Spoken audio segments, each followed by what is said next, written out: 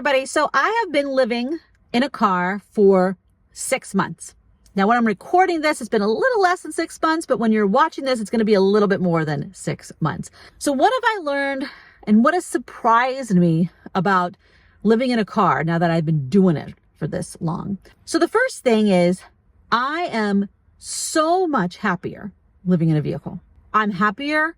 I'm physically more healthy. I am mentally more healthy. I sleep better, which is surprising. And I make more money living in a car, living in this little Honda Civic. Then, to be honest, it did surprise me. You know, I was concerned that I was going to have a lot of physical or mental health problems. I was going to have a lot of anxiety. And I'm not saying I didn't have times where I had a lot of anxiety, but generally speaking, especially now that I'm kind of used to it, so much better. I'm surprised that I make more money now.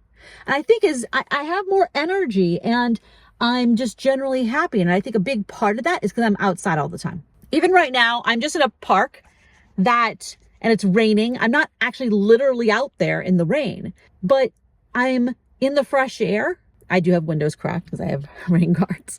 And there's trees all around me. That I think is the thing that makes it so I'm much more happy and I have more energy. And this is like my state of being. It actually has made me think about, the idea of living in a house or an apartment actually sounds bad to me because I'm so much happier like this.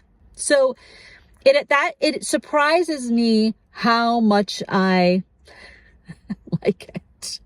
I thought I was going to really like the traveling part of it. And don't get me wrong, I do like the traveling part about it, but the most important thing about it is actually this, just being in this space all the time. So it was very, very interesting to me. The second thing is a lot of the gear that I got before I moved into a car. So I bought all kinds of stuff over the year or 2 years, really, when I was planning this. A lot of it did not work out. A lot of it was stuff that didn't fit. It doesn't make sense in this space. The electrical requirements are too high for it, where, it just uses up so much of my battery. It doesn't make sense to have it anymore. I didn't have a good idea of how much space actually is in here or isn't in here. And I thought I would take a lot of stuff with me that I didn't. And so I have all these things that I got, some of which I've completely already gotten rid of, some of which is in my storage. Some of it is good stuff that I would use in a different vehicle, maybe. So I haven't gotten rid of it yet. But yeah, there's so many things, even simple things. Like I got a little thing that goes in your cup holder that was a 12-volt thing to heat up water. I thought that would be really good. I thought I would heat up water and then as I'm driving, and I could use it to make coffee, to make oatmeal, to make instant mashed potatoes, to make ramen, all the things you can do with hot water. Yeah, I hated it. I hated it because it took 45 minutes to heat up the water. So am I going to be driving around for 45 minutes during this time? Am I having it plugged into the battery for 45 minutes? I have to wait 45, no. Because the thing is, I can use my jet boil and have hot water in 3 minutes. I also got a kettle that is a regular AC kettle, 110, 120, and that heats it up in probably about 5 minutes. So there's things like that and actually I already got rid of that. That's why I gave that as a specific example, because I was like, I hate this thing. This takes too long. So there's a lot of things that I ended up not using and changing about, my setup. And I think that is true for everybody. And this not even just living in a car or an RV or a van, but also just moving to a new apartment or moving to a new house. What makes sense in that space, you kind of don't know till you live in it. So one thing I will do differently the next time I move into another vehicle is I'm not buying stuff ahead of time. I'm going to move it. I'm just literally take all this stuff and put it in that new vehicle and then see, does this work? Okay, it doesn't. So what do I need to change? And I'm going to do that build slowly and only do the minimal amount that I need to do as I'm in it. That's what my plan is, because I've realized that's the best way to do it. The third thing is I thrive with less stuff and in a smaller space. I've always liked small spaces. I don't like sleeping in really big rooms. I remember one time I was staying in a hotel in Vegas. Everything in Vegas is bigger. And it was this huge room. I hated it so much. It creeped me out having this gigantic space, especially because I was by myself. I did not like it at all. I do not like sleeping in big giant rooms. It bothers me. It's like something in the corner is going to get me. I don't like it at all. I always have liked small bedrooms in smaller spaces. There's this modern kind of building where you have all big, huge, giant rooms, big, huge lofted ceilings. Yeah, I don't like that at all. It's not cozy. This is so cozy. It's like this little tiny space. You know, when I put up all my window coverings and I get into my bed at night, I actually like it. I like being in a bed that is only 24 inches wide. It is like the idea of having some twin size bed. I'm like, I don't need that. I like it being a little tiny. It's very comforting. So it kind of does surprise me how, like, I thought that I would be bothered a little bit by the lack of space, especially with sleeping. And no, I actually find it very comforting. And getting rid of all that stuff. Oh my gosh. So all that stuff in my storage unit, the storage unit videos down there below somewhere in all the videos that I have. I wish I would have gotten rid of that stuff years ago, like 10 years ago. Almost all that stuff was from more than 10 years ago. Not only did I waste so much money paying for storing stuff I didn't even want, but I could have just had that burden lifted and stopped feeling guilty and terrible about it all the time. I actually didn't know about junk haulers, that you could just pay someone a bunch of money to haul things off. If I had known that, I might have done it, but I wasn't aware that existed until I started looking for that solution. So yeah, I mean, is such a burden lifted. I also don't feel guilty that if something happened to me and my son, inherits everything, my son's not inheriting storage, 3 storage units full of stuff. Yes, I still have one, but it's all like actual things. You know what I mean? It's not like just things from 20 years ago that no one wants anymore. And I plan to get that down from that, even what I have now. I've realized how stuff is such a burden, and you only want the things that you're actually going to use or that bring joy, right? In a Marie Kondo kind of way. And besides that, get rid of it. It's just bringing it down. It's just weighing on you. Number 4 thing that surprised me is that I do not cook as much as I thought I would. So I love cooking.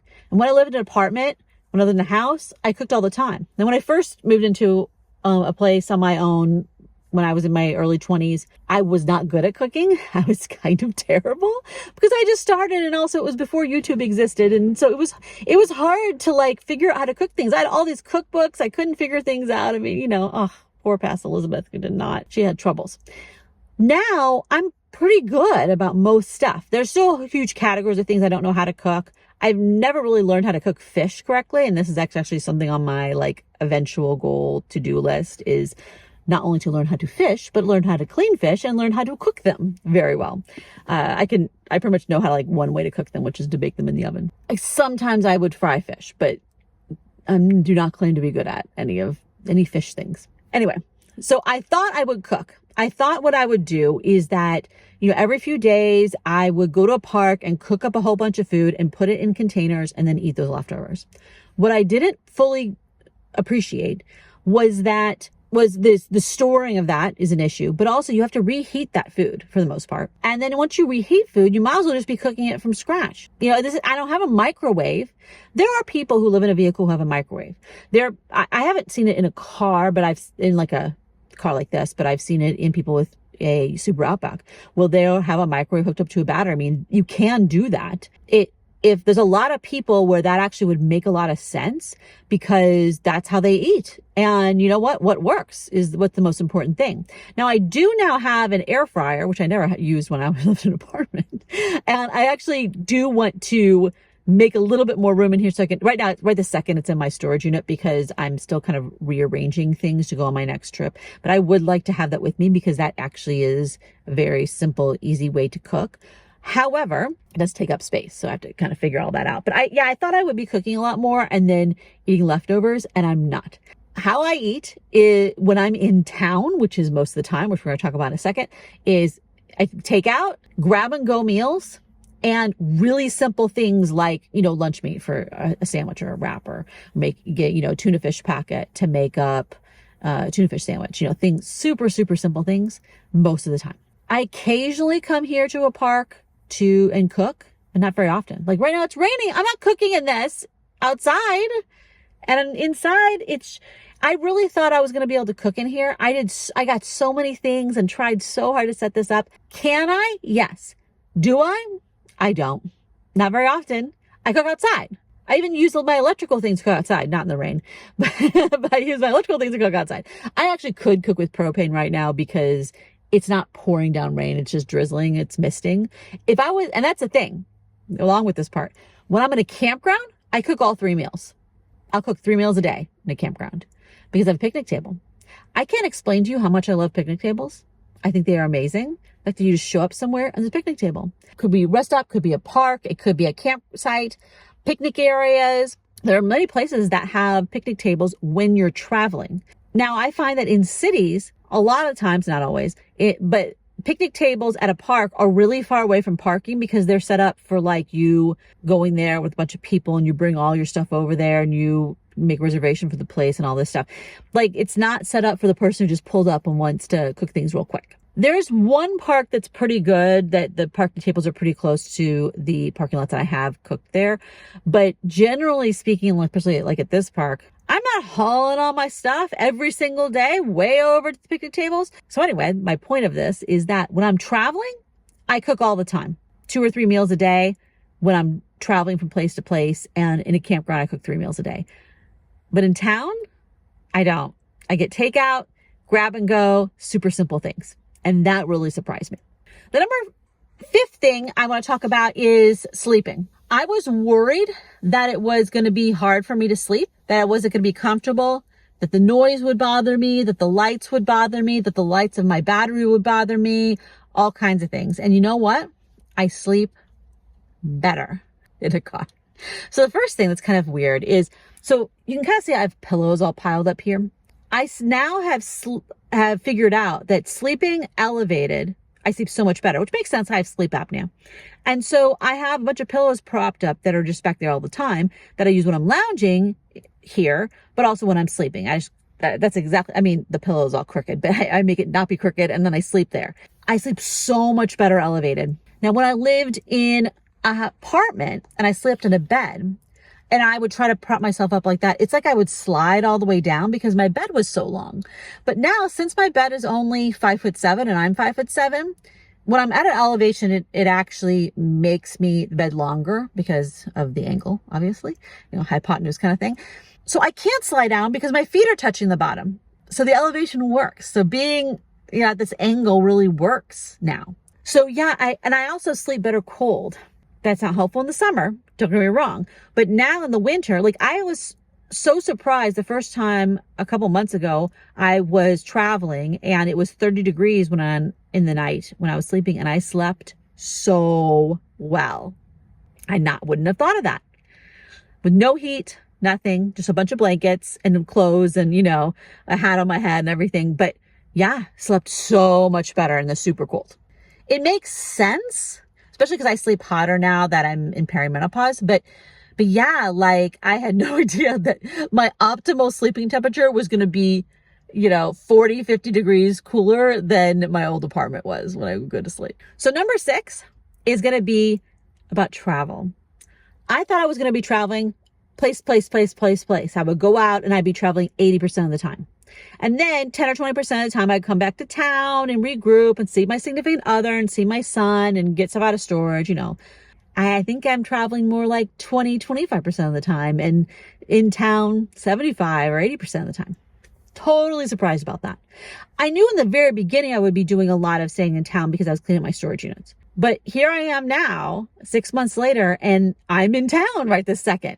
Not when you're watching this video. I'm going to be on a trip when you're watching this video, but right when I'm recording this, I'm still in town. Because I don't have this, I'm not in a hurry. So before, when I lived in an apartment, I would have a week or 10 days or something a year to travel. So I was like, oh my gosh, I need to travel for thousands of miles. I need to go to so many national parks. I need to go to so many places in the shortest amount of time, and very intense, goal-based traveling. Now I don't need to do that. I travel more than I used to, for sure, right? But I'm not in a hurry in the same way. Also, it's really expensive to travel. The gas is just ridiculous, especially out here in the West. I mean, here in California, gas is, $5 a gallon. So it is, and it's not true in other parts of the country, but it's still expensive, right?